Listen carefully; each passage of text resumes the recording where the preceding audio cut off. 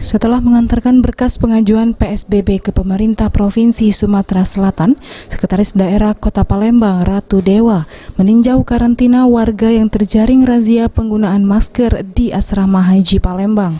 Selain meninjau kegiatan karantina, Dewa yang merupakan Ketua Gugus Tugas Penanganan COVID-19 Kota Palembang ini memberikan edukasi secara langsung kepada warga yang menjalani karantina. Dirinya berharap ada efek jera bagi warga yang menjalani karantina ini, sehingga menyadari pentingnya menggunakan masker untuk memutus rantai penyebaran COVID-19. Tidak mematuhi protokol kesehatan.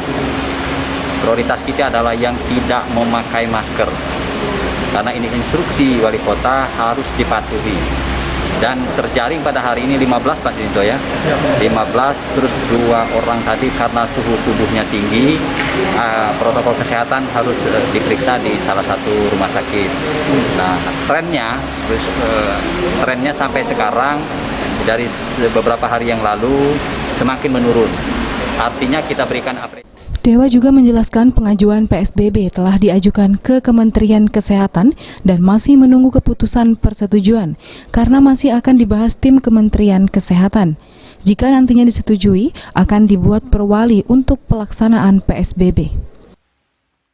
Kirim ke Kementerian Kesehatan dan di sana nanti kan ada kajian lagi, ada tim yang melibatkan lintas kementerian dan juga gugus tugas tingkat nasional, tingkat pusat.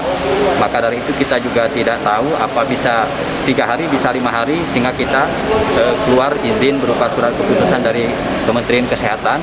Setelah turun ke pemerintah kota, tentunya kita akan buat lagi perwali, sanksi, dan juga bentuk-bentuk bahan edukasi yang lainnya dalam bentuk peraturan wali kota. Heru Wahyudi, PAL.